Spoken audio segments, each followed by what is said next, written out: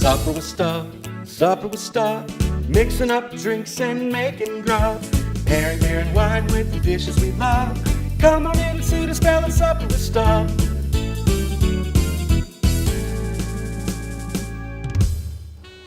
Hello friends, welcome to Supper with Stub, where we have a cocktail, cook a meal, and then pair beautiful wines and beers with said meal at the end. Today we're going to be doing a pan-seared ribeye steak, finished off in the oven, and twice baked potatoes. But as always, we start Supper with Stub with a pre-dinner cocktail. Today's cocktail, if you know me, is one of my favorites. It's a Sazerac. For Sazerac, we're going to start off with a little wash of absinthe. Now, absinthe is called the Green Fairy, was outlawed for a bit. This stuff doesn't make you crazy. It is high alcohol, so don't drink a ton of it, but we're gonna spray a little bit of that. This calls for an absinthe wash. You saw me spray that instead of wash it. Why do I spray this out of this nice little sprayer? Get a nice little mist in there, and I don't have to waste absinthe by pouring it out in the end. So, have my absinthe wash in my glass. I put a little ice in there to chill the glass beforehand. Now, got a standard cocktail shaker. We're gonna fill that with ice. Next ingredient is rye whiskey. Rye whiskey, rye whiskey. Yeah, that's a Red Dirt Country song. We're gonna add 2 ounces of rye whiskey to our shaker. Bam. Next, we are going to add a teaspoon. You can use a little more or less. A teaspoon is the perfect proportion for this cocktail. However, you can use the cubes. They don't dissolve quite quickly enough if you do that though, so I recommend using the granulated sugar. To that, we're gonna add 4 to 5 dashes of aromatic bitters. Now, a lot of people will think of aromatic bitters as Peychaud's. Today, I'm using Hella bitters, same style of bitters, and this dropper is a little weird. I put about 4 in there.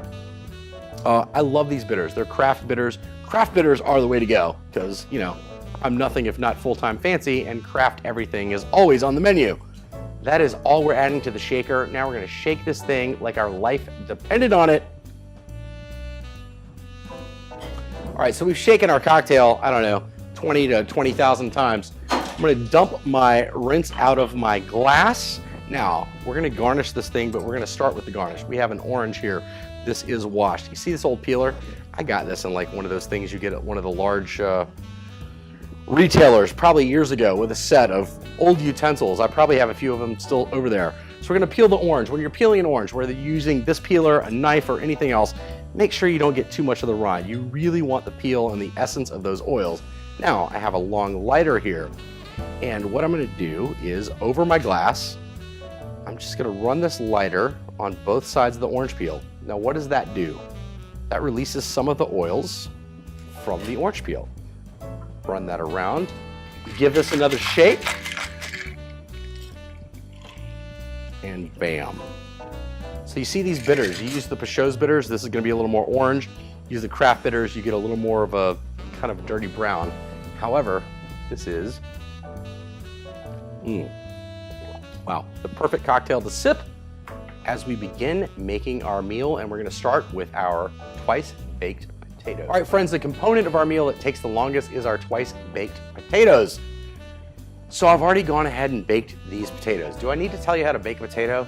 If I do, here's what you do. Wash the potato, put a little kosher salt over the potato, put said potato in the oven at 450 for about an hour. Bam, we have baked potatoes. Now, what we're gonna do with these is we're gonna cut them directly in half. We're now gonna take a spoon and a bowl, and we're gonna spoon out the meat of each of these potatoes into our bowl here. So, you wanna watch me do the rest of this? No, I'll be back in just a sec. Hey, what did I tell you? I scooped out some potatoes. Look at that, that's 4 halves of potato skins. See how that is? Leave a little bit there, leave these skins intact. We're gonna set these aside for just a moment. Now, here's the meat of our potatoes. To that, we're gonna add, a little bit of salt, a little bit, I don't know. Let's call that a half a teaspoon. We're gonna add some pepper, salt and pepper. You can never go wrong. Pepper, you can really never go wrong. Throw that in there. Next, we are going to add butter. I've got 3 or 4 tablespoons for these couple of potatoes here. We're gonna add some sour cream, you know, because potatoes love the sour cream. Throw that in our bowl. What's the secret ingredient? These things are gonna be delicious. We're gonna add, yep, this is about 3 ounces of cream cheese because we want cheesy, gooey, delicious potatoes. Now we have other ingredients, you can add those now. I have pancetta instead of bacon. Pancetta is Italian for bacon. A little meatier, a little heartier, a little more fat, a little more flavor. Look, I've got a 1/4 cup of this here. I'm gonna go ahead and add a little bit because why not? We're gonna mash these in a little bit, and then to that we're gonna add, why? Because we love creamy deliciousness. That's about a 1/4 cup of heavy cream. Yeah, think about making mashed potatoes. Basically, you're making delicious mashed potatoes to put back in a potato to bake again. Mind's blown, right? I mean, we have enough Sazeracs, anything is possible. All right, friends, look at this. We have a, you know, mostly okay, perfectly. There's probably a few lumps in there, but who cares? It's only cooking, and it's cooking at home for friends.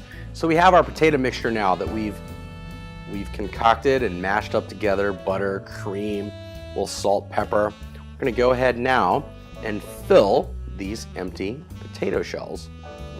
All right, friends, we have our 4 potato skins refilled. I can tell you, the filling is delish. I licked this finger. I'm gonna use this finger for ingredients.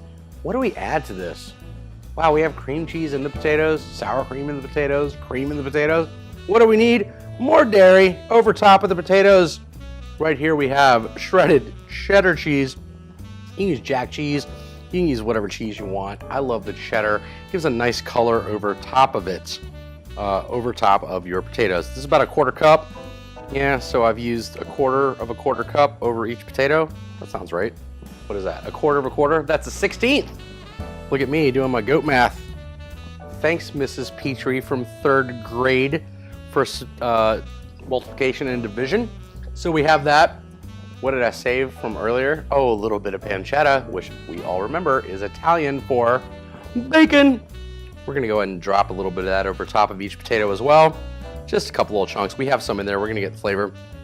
You see these falling over the pan? Yeah, believe me, we're gonna put those over top of the potatoes once they're done. Now, we have these, what I didn't tell you earlier, after you bake your potatoes at 450, cut your oven down to 350 because now we're gonna throw these potatoes in for about 15 minutes at 350 degrees just to melt that cheese and bake off that pancetta just a little. Now those potatoes are just the opening act because right here before me, look at this overhead shot, a beautiful, just over 1 pound ribeye steak. How do we season a ribeye steak? Well, number one, we pull this thing out at least a half hour before we're gonna cook it. And we add copious amounts of, and I say copious, we're gonna cover this thing basically in salt. Now, it looks like it's super covered. In my hands here, I have a mixture of kosher salt, which is a little more coarse, and your regular iodized salt you might get out of the canister. Salt, and here is, and I guarantee you, I spent all the time to grind this pepper myself. Once again, my right hand, I never soil. We're gonna do this to both sides.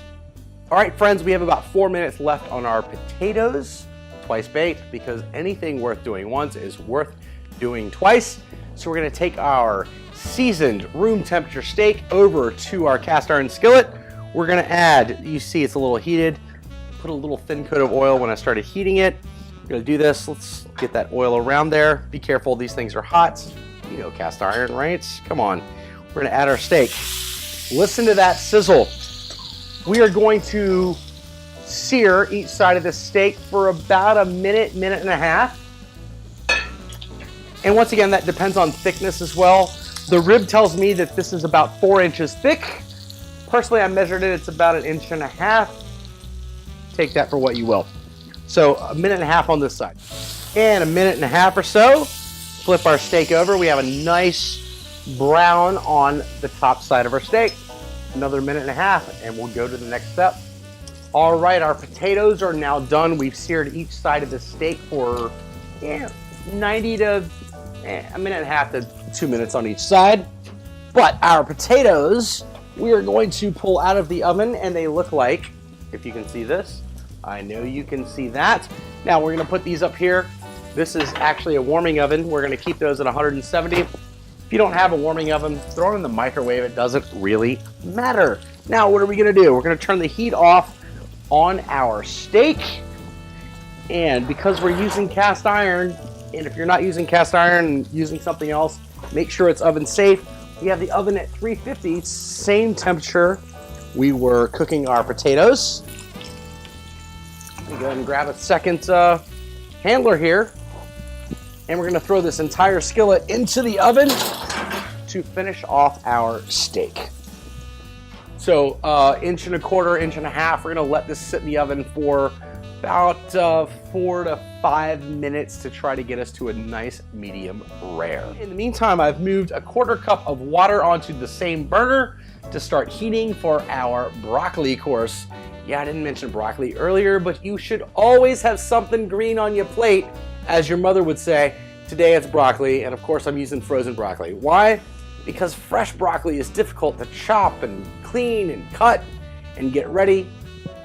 Flash frozen broccoli in 1/4 cup of water for a couple of minutes is going to be delicious. As soon as this water's boiling, I'm gonna add it. You don't need to know more about how to do frozen broccoli, right? The information's right on the package. The rib loves her steak a little more well done than I do, so I might have left it in a little longer, and if I didn't, she's gonna deal with it and it'll be fine. Now keep in mind, once you pull your steak out, it's going to rest and continue to cook just a little bit, especially if you leave it in the cast iron while you plate and finish off the rest of the meal. Oh, and look at this perfect timing. I'm almost finished with my cocktail, and this meal is ready to plate. Now I've pulled my steak out of the pan after letting it rest for about 2 minutes while finishing off my steamed broccoli. So how do we plate this delicious meal? Well, number one, we're gonna throw the rest of that butter off. Now, you go to finer steak houses, you're gonna get some butter over top of your steak. Is it necessary? No. Is it delicious? Yeah, it kind of is. Salt, pepper, butter. That's all you need for a delicious steak, whether it be on a grill, in a pan, in an oven, broiler, whatever. That's what we have. You can see we have our twice baked potatoes here. We're actually gonna start plating with those. So I'm gonna pull a plate here, and we're going to, once again, I've washed my hands in between. We're gonna plate our potato. And how do we finish off this delicious potato? You see we have the melted cheese, pancetta on there. We're actually gonna put some just fresh chives right over it. Not only delicious and flavorful, but it will also add a little bit of a different texture to our potato. All right, next, because our broccoli is still steaming hot, we're gonna add a nice little serving here. And what makes broccoli better? This is an indulgent meal, people. Don't be afraid to indulge. We have some of our shredded cheddar cheese we used on our potatoes earlier. Just put a little bit over top. Now, our steak. We have our steak. We had a little butter on top of it. You see, I didn't even let that full tablespoon on this over 1 pound of steak melt, because you just want a little bit of the flavor. Now, so we're gonna go ahead and take and cut this. Let's see how we did. I'm using, just so you know, let's get an overhead shot of this, gaucho knife gifted to me by a friend from Argentina. So these knives cut bread, they cut steak, they cut everything. Here is the legend. You never actually wash these knives. You literally wipe them on your apron or your pants or with a kitchen towel. They never actually get washed. Amazing how that works. So I'm going to cut right against the grain with this beautiful hot knife. And as I said, the rib loves a little more well-cooked steak than I do, so I left it in a little longer. We have a little pink in here. This is maybe just slightly over medium. Now for presentation, if you're into that thing on a random Tuesday when you're at home, we're gonna put this steak on the plates, and then we're just gonna cut little angled slabs of the steak for presentation on the plate. Now, if you want some bread, make some bread. Want some rolls? Make your own yeast rolls. Have some delicious garlic bread out of the freezer. Who cares? I don't really feel like I need bread with this. Start this meal with a salad if you want to be a little more healthy and have a little more green without dairy all over the top of it. But other than that, there we go. We have a hand-seared ribeye steak with a twice-baked potato with pancetta, cream cheese, sour cream. Oh, delicious and decadent. Now, what are we gonna pair with this meal to drink? Because we finished our cocktail. All right, for my wine friends out there, and most of you know me from wine more than anything, we're gonna drink a red wine. And tonight we are drinking a Syrah. Syrah is peppery and fruit forward and tannic.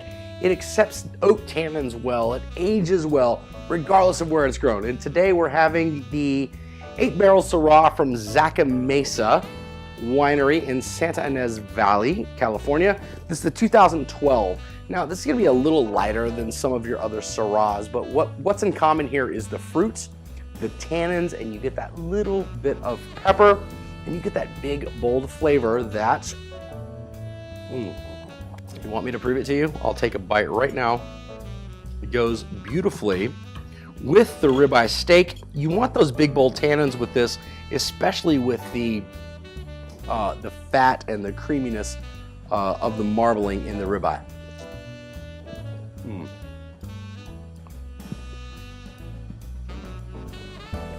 Wow, delicious.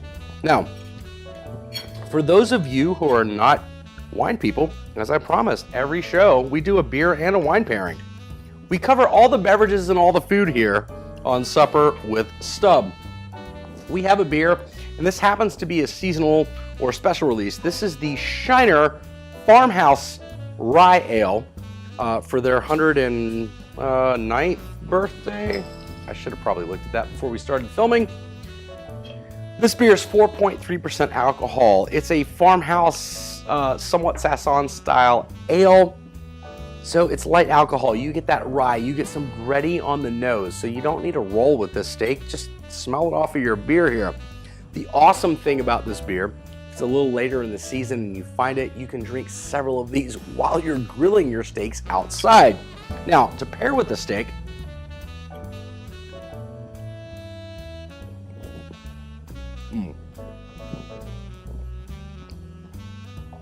the beer is crisp. It's, as I said, it's got that little bit of breadiness that will contrast with the richness of the meat in your steak. It's gonna complement the creaminess of this potato really well. Once again, both perfect pairings. Well, I want to thank you for joining me for Supper with Stub. Until next time, remember, there's always a seat at the table for you for Supper with Stub.